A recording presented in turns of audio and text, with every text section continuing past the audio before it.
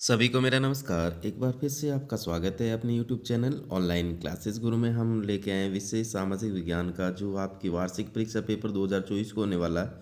उसका जो पेपर है, किस प्रकार से आने वाला, सारी जानकारी इस वीडियो के माध्यम से। कक्षा 10वीं का है, आप देख सकते हैं, कक्षा 10। और समय रहने वाला 3 घंटे 15 मिनट का। पूर्णांक रहेगा आपके 80 अंक। इस प्रकार से परीक्षार्थियों के लिए सामान्य दिशा निर्देश दे रखे हैं। सबसे पहले आपको सामान्य जो दिशा निर्देश है इसको पढ़ना है। पढ़ने के पश्चात इनके करने हैं, प्रश्नों के आंसर करने हैं। प्रश्न आपके इस प्रकार से आएंगे: खंड अ, खंड ब और खंड स और खंड द। ठीक है, section A, section B, section C और सेक्शन डी। तो आइए देखते हैं कैसे प्रश्न किस प्रकार से आने वाले, सारी जानकारी इस वीडियो के माध्यम से। बने रहिएगा हमारे YouTube channel online classes group पर। तो यहाँ पर देख सकते हैं, मैंने पहले ही आपको बता दिया, section A, section B, section C, section D और खंड अ, खंड ब और खंड स और खंड द। तो यहाँ पर वस्तुनिष्ठ प्रश्न होने वाले। सबसे पहले आपके वस्तुनिष्ठ प्रश्न होंगे, जो एक एक नंबर के होंगे। ये टोटल होंगे 15 प्रश्न होंगे। कितने होंगे? 15 प्रश्न, 1 से लेके 15 तक रहने वाले हैं ये प्रश्न, और एक एक नंबर के हैं। तो यहाँ पर देखिएगा, जो फर्स्ट प्रश्न है आपके, प्रथम विश्व युद्ध की शुरुआत कब हुई थी? जो प्रथम विश्व युद्ध है वो कब हुआ था? 1914 में हुआ था, 1918 में, 1929 में, या 1939 में? जो पहला प्रथम विश्व युद्ध हुआ था वो 1914 में हुआ था। 1914 से 1918 तक हुआ था। और द्वितीय विश्व युद्ध है वो आपके 1939 में होता। सेकेंड वर्ल्ड वॉर 1939 में होता। ठीक है, नेक्स्ट देखिएगा प्रश्न, बारदोली।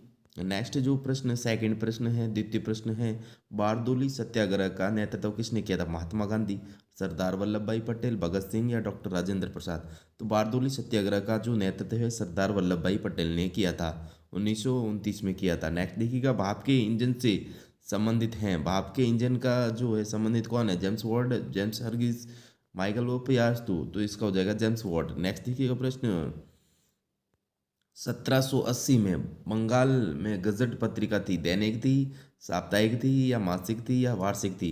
तो 1780 में प्रकाशित बंगाल गजट पत्रिका कौन सी थी? साप्ताहिक थी, सप्ताह में एक बार। ठीक है, साप्ताहिक थी। नेक्स्ट देखिएगा, नेक्स्ट आपके पांचवा प्रश्न है, भारत के क्षेत्रफल का कितने प्रतिशत भाग पठारी क्षेत्र के अंतर्गत आता है? 43%, 27%, 30% या 9%? तो भारत के क्षेत्रफल का कितने प्रतिशत भाग पठारी क्षेत्र के अंतर्गत आता है? तो 27% करेंगे। वैसे 28% है, 28% दे नहीं रखा है, तो यहाँ पर 27% आपको करना है। ठीक है, नेक्स्ट देखिएगा प्रश्न, नेक्स्ट है, सरिस्का बाग रिजर्व स्थित है। सरिस्का बाग रिजर्व है वो कहाँ पर स्थित है? गुजरात, मध्य प्रदेश, राजस्थान, असम? तो राजस्थान में स्थित है और जिला है अलवर। नेक्स्ट देखिएगा प्रश्न, सातवां प्रश्न है, भारत का चीनी के उत्पादन में विश्व में स्थान है? तो इसका आंसर देखिएगा, तो यहाँ पर देख सकते हैं, इसमें दे रखा है 4 ऑप्शन, पहला, दूसरा, तीसरा और चौथा। तो भारत का चीनी उत्पादन विश्व में दूसरा स्थान है। कौन सा है? दूसरा स्थान है। नेक्स्ट देखिएगा प्रश्न, निम्नलिखित में से जल परिवहन का प्रकार है? सड़क परिवहन, रेल परिवहन, पाइपलाइन या समुद्री परिवहन? तो इसका करेक्ट आंसर हो जाएगा समुद्री परिवहन। नेक्स्ट देखिएगा प्रश्न, नेक्स्ट प्रश्न आपके, सिंहली किस देश की राजभाषा है? बेल्जियम, श्रीलंका, नीदरलैंड या नेपाल? तो इसका करेक्ट आंसर हो जाएगा श्रीलंका। क्या हो जाएगा? श्रीलंका। नेक्स्ट क्वेश्चन देखिएगा, 10वां क्वेश्चन, संविधान की 8वीं अनुसूची में दर्ज भाषाओं की संख्या कितनी है? 21, 20, 22 या 24? तो इसका करेक्ट आंसर हो जाएगा 22। नेक्स्ट देखिएगा प्रश्न, 11वां प्रश्न देखिएगा आप, वर्ष 2011 की जनगणना के अनुसार भारत का लिंग अनुपात कितना है? 929, 943, 919 या 939? तो इसका करेक्ट आंसर हो जाएगा 943। कितना हो जाएगा? 943। नेक्स्ट देखिएगा प्रश्न, इनमें से कौन बहुजन समाजवादी पार्टी का संस्थापक है? कांसीराम, साहू महाराज, बी आर अम्बेडकर, ज्योतिबा फुले? तो इसका करेक्ट आंसर हो जाएगा कांसीराम। क्या हो जाएगा? कांसीराम। नेक्स्ट देखिएगा प्रश्न, नेक्स्ट आपके 13वां प्रश्न, एक वस्तु का अधिकांश प्राकृतिक प्रक्रिया से उत्पादन किस क्षेत्र की गतिविधि में आता है? प्राथमिक, द्वितीयक, तृतीयक या उपयुक्त सभी? इसका करेक्ट आंसर हो जाएगा प्राथमिक, प्राइमरी। ठीक है, ये प्राइमरी हो जाएगा। नेक्स्ट देखिएगा क्वेश्चन, ऋण के औपचारिक स्रोतों में शामिल नहीं है बैंक, सहकारी समितियां, साहूकार या इनमें से कोई नहीं। तो इसका करेक्ट आंसर हो जाएगा साहूकार। क्या हो जाएगा? साहूकार। नेक्स्ट क्वेश्चन देखिएगा, 15वां प्रश्न ऑब्जेक्टिव और अंतिम प्रश्न। अंतर्राष्ट्रीय व्यापार से संबंधित नियमों को निर्धारित कौन करता है? WTO, UNO, RBI या ये सभी? तो इसका करेक्ट आंसर हो जाएगा WTO। तो इस प्रकार से आपके 1 से 15 तक क्वेश्चन ऑब्जेक्टिव रहने वाले हैं और सारे जो क्वेश्चन थे ऑब्जेक्टिव मैंने इस वीडियो के माध्यम से 1 से लेकर 15 तक सभी के आंसर आपको प्रोवाइड करवा दिए। नेक्स्ट देखिएगा प्रश्न रिक्त स्थान। सेकंड प्रश्न, रिक्त स्थानों की पूर्ति कीजिएगा। यहाँ पर सेकंड क्वेश्चन है, रिक्त स्थानों की पूर्ति कीजिएगा। ये भी आपके 1-1 नंबर के रहने वाले। बम्बई में पहली कपड़ा मिल लगी थी। तो बम्बई में जो पहली कपड़ा मिल है 22 फरवरी 1854 में लगी थी। कब लगी थी? 1854 ईस्वी में। यहाँ पर हो जाएगा 22 फरवरी 1854। ठीक है। गुलामगिरी पुस्तक के लेखक कौन है? तो यहाँ हो जाएगा ज्योतिबा फुल्ले। ज्योतिबा फुल्ले। क्या हो जाएगा? ज्योतिबा फुल्ले हो जाएगा यहाँ पर। सेकंड में ये आपके ज्योतिबा फुले और यहाँ पर 22 फरवरी 1854। ठीक है। नेक्स्ट देखिएगा प्रश्न। नेक्स्ट आपके तीसरा प्रश्न है, कच्चा तेल क्या है? गैर परंपरागत संसाधन है। क्या है? गैर परंपरागत संसाधन। यहाँ पर परंपरागत आ जाएगा। क्या हो जाएगा? विभिन्न देशों के बीच परस्पर संबंध और तीव्र एकीकरण की प्रक्रिया क्या है? तो यहाँ हो जाएगा वैश्वीकरण। क्या हो जाएगा?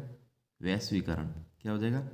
वैश्वीकरण। चौथे में आपके लिखना है वैश्वीकरण। यहाँ पर वैश्वीकरण हो जाएगा। ठीक है। फिर नेक्स्ट देखिएगा प्रश्न 5वां है दूसरे का, शिरोमणि अकाली दल का संबंध मुख्यतः किस राज्य से? तो यहाँ हो जाएगा पंजाब। क्या हो जाएगा?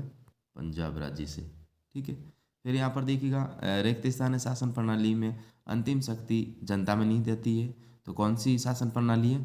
तो यहाँ पर आपको लिखना है, क्या लिखना है? यहाँ पर आपको लिखना है प्रजातंत्र। क्या लिखना है? प्रजातंत्र। लोकतंत्र एक ही है। ठीक है। यहाँ पर आपको लिखना है प्रजातंत्र। ठीक है। फिर नेक्स्ट देखिएगा, जवाहरलाल नेहरू ने गर्व से आधुनिक भारत के मंदिर कहा करते थे। किसे कहा करते थे? तो आधुनिक बांधों को। किसे कहा करते थे? आधुनिक बांधों को। आधुनिक बांध। आधुनिक बांधों को। यहाँ पर 7वें में हो जाएगा, आधुनिक बांधों को आधुनिक भारत के मंदिर कहा करते थे। और भागड़ा नागल बांध, इसमें भागड़ा नागल बांध था। ठीक है। नेक्स्ट देखिएगा प्रश्न आपके अति लघुरात्मक प्रश्न हैं, एक एक शब्द अथवा एक पंक्ति में है। यहाँ पर बेगार क्या, फ्लाई शटल क्या, इन सभी के प्रश्न इस वीडियो के माध्यम से तो देखिएगा। प्रश्न है बेगार क्या है? मूल्य का बिना श्रम करने की प्रथा। मूल्य का बिना श्रम यानी श्रम करने की प्रथा को बेगार कहते हैं। क्या कहते हैं? यानी बिना मूल्य चुकाए श्रम करवाना बेगार है। इसमें श्रमिकों की इच्छा के बिना काम लिया जाता है और सामंती साम्राज्यवादी कमजोर लोगों से बेगार करवाती है।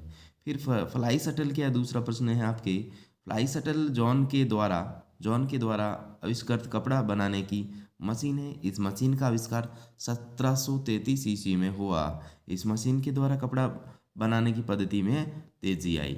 ठीक है। फिर नेक्स्ट देखिएगा प्रश्न, स्पिनिंग जेनी का आविष्कार किसने किया? स्पिनिंग जेनी का आविष्कार किसने किया? तो स्पिनिंग जेनी का आविष्कार जेम्स हरग्रीव्स ने 1764 या 1765 में किया था, जिससे एक साथ सूत के 8 धागे काटे जा सकते थे। फिर नेक्स्ट आपके 5वां प्रश्न है, सरकार के विभिन्न अंगों के नाम लिखिएगा। तो सरकार के विभिन्न अंग 3 अंग हैं। कितने? 3 अंग हैं, विधायिका, कार्यपालिका और न्यायपालिका। नेक्स्ट देखिएगा प्रश्न आपके 5वां है, एक शब्द एक पंक्ति का है। वर्ण व्यवस्था से आप क्या समझते हैं? वर्ण व्यवस्था स्तरीकरण की एक सामाजिक प्रणाली है जो समाज को उनकी सामाजिक आर्थिक क्षमताओं के आधार पर विभिन्न स्तरों में विभाजित करती है। वर्ण व्यवस्था पदानुक्रमित प्रणाली वैदिक काल के दौरान प्रचलित थी। वर्ण व्यवस्था का सबसे पहले संदर्भ ऋग्वेद के 10वें मंडल में पाया जाता है। फिर नेक्स्ट प्रश्न है आपके 6ठा प्रश्न, राजनीतिक दलों को मान्यता व चुनाव चिन्ह कौन आवंटित करता है? तो इसका उत्तर करेंगे, राजनीतिक दलों को मान्यता भारत का चुनाव आयोग करता है, जो विभिन्न राज्यों में समय पर चुनाव परिणाम की समीक्षा करता है और इस मान्यता की सहायता से राजनीतिक दल कुछ पहुंचाने पर अपनी स्थिति की अगली समीक्षा तक विशिष्ट स्वामित्व का दावा कर सकते हैं। फिर नेक्स्ट प्रश्न 7वां था, सकल घरेलू उत्पाद को परिभाषित कीजिएगा। तो सकल घरेलू उत्पाद राष्ट्रीय राष्ट्रीय जो एक उत्पादन करता है राष्ट्र, यहाँ पर क्या हो जाएगा राष्ट्र, जो एक देश उत्पादन करता है इसमें अन्य राज्यों के उपभोग को के लिए तैयार किया गया माल और सेवाएं भी शामिल है, इसलिए निर्यात को जोड़ा जाता है। फिर वे कंपनियां जिनका कारोबार एक से अधिक देशों में है क्या कहलाती हैं? तो वे कंपनियां जिनका कारोबार एक से अधिक देशों में होता है वे बहुराष्ट्रीय कंपनियां कहलाती है। फिर नेक्स्ट है 9वां प्रश्न, भारतीय वन्य जीवन रक्षण अधिनियम किस वर्ष लागू किया गया? तो भारतीय वन्य जीवन रक्षण अधिनियम 1972 ईस्वी में लागू किया गया है। फिर नेक्स्ट है 10वां प्रश्न है, ध्वनि प्रदूषण से मानव पर क्या प्रभाव पड़ते हैं बताइए। तो इसका उत्तर देखिएगा ये अवांछित ध्वनि शारीरिक और मानसिक स्वास्थ्य क्या को हानि पहुंचा सकती है। ध्वनि प्रदूषण चिड़चिड़ापन, आक्रामकता के अतिरिक्त उच्च रक्तचाप, तनाव, श्रवण शक्ति का ह्रास, नींद में गड़बड़ी, अन्य हानिकारक प्रभाव पैदा कर सकता है। फिर नेक्स्ट है लघुरात्मक प्रश्न है, साइमन कमीशन भारत क्यों आया था? तो इसका मुख्य उद्देश्य भारत का दौरा करने का उद्देश्य संवैधानिक सुधार पर एक व्यापक अध्ययन करना था, ताकि तत्काल शासन करने वाली सरकार को सिफारिशें दी जा सके, और इसे मूल रूप से भारतीय वैधानिक आयोग कहा जाता था। नेक्स्ट प्रश्न था आपके, मुद्रण संस्कृति ने भारत में राष्ट्रवाद के विकास में क्या योगदान दिया? तो इसका उत्तर करेंगे मुद्रण संस्कृति में में राष्ट्रवाद के विकास में बहुत ही महत्वपूर्ण भूमिका निभाई। अंग्रेजी काल में भारतीय लेखकों ने अनेक ऐसी पुस्तकों की रचना की जो राष्ट्रीय भावना से ओतप्रोत थी, और बंकिम चंद्र चटर्जी के उपन्यास आनंद मठ ने लोगों में देश प्रेम की भावना का संचार किया। वंदे मातरम गीत भारत के कोने कोने में गूंजने लगा। तो यहाँ पर भावना से ओतप्रोत थी, क्या लिखेंगे ओतप्रोत थी, ठीक है, यहाँ पर लिखना है। नेक्स्ट देखिएगा प्रश्न, तीसरा प्रश्न है, सत्ता की साझेदारी क्यों जरूरी है? कोई दो तर्क दीजिएगा। तो इसका लिखेंगे सत्ता की साझेदारी जरूरी है क्योंकि एक ऐसी शासन व्यवस्था है जब समाज के सभी वर्गों से लोगों का हिस्सा सरकार में होती है, और इसे लोकतंत्र का मंत्र कहते हैं। सत्ता की साझेदारी को किसी भी देश की गणतंत्र व्यवस्था का मंत्र कहा जा सकता है। हमारे समाज में शांति और भाईचारे बनाए रखने के लिए सत्ता की साझेदारी आवश्यक है। तो जिसने चैनल को सब्सक्राइब नहीं किया तो प्लीज़ चैनल को सब्सक्राइब कीजिएगा, वीडियो को लाइक कीजिएगा, वीडियो को शेयर कीजिएगा, ताकि मेरे चैनल पर जो भी वीडियो अपलोड हो आपके पास नोटिफिकेशन पहुंच सके। ज़्यादा से ज़्यादा वीडियो को लाइक कीजिएगा और चैनल को सब्सक्राइब कीजिएगा। सभी जो पेपर हैं मैंने इस चैनल पर डाले वो सभी के प्रश्नों के आंसर इस वीडियो के माध्यम जल्द ही हम आपको प्रोवाइड करवाने जाएंगे। नेक्स्ट देखिएगा प्रश्न, किन्हीं दो प्रावधानों का जिक्र करें जो भारत को धर्मनिरपेक्ष राष्ट्र बनाते हैं। तो इसका उत्तर करेंगे दो हैं प्रावधान। पहला प्रावधान है, भारतीय राज्य ने किसी धर्म को राज्य धर्म के रूप में अंगीकार नहीं किया है। श्रीलंका में बौद्ध धर्म है, पाकिस्तान में इस्लाम है, इंग्लैंड में ईसाई धर्म का जो दर्जा रहा है इसके विभिन्न भारत का संविधान किसी धर्म को विशेष दर्जा नहीं देता। दूसरा बिंदु लिखेंगे, संविधान सभी नागरिकों को किसी भी धर्म का पालन करने और प्रचार प्रसार करने की आज़ादी देता है। नेक्स्ट जो सारे प्रश्न हैं अगले वीडियो में हम जल्दी प्रोवाइड करवाएंगे। थैंक्स फॉर वॉचिंग, वीडियो देखने के लिए धन्यवाद।